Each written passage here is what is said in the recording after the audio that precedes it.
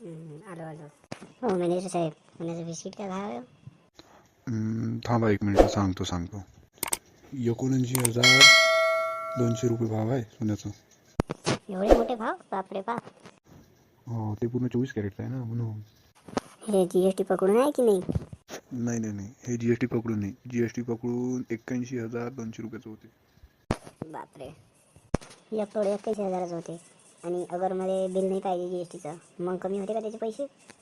नाही, आमच्या इथं तसं नाही होत. पक्क बिल घ्यावंच लागते. बिना पक्क बिलचं आम्ही काम नाही करत. हो काय?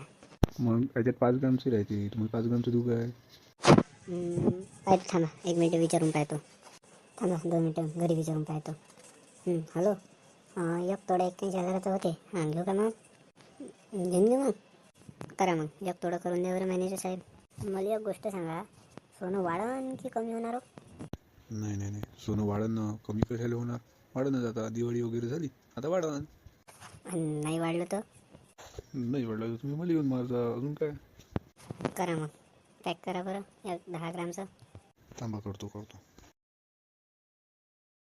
चला बिल काउंटरवर चला, बिल करून देतो. हो या. करा बरं यांचं बिल. 10 ग्रामचं एक बिस्किट आहे, 24 कॅरेटचं.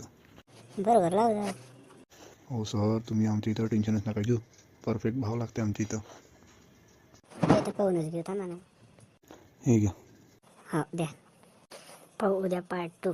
बिस्किट किती वाढते, किती कमी होते.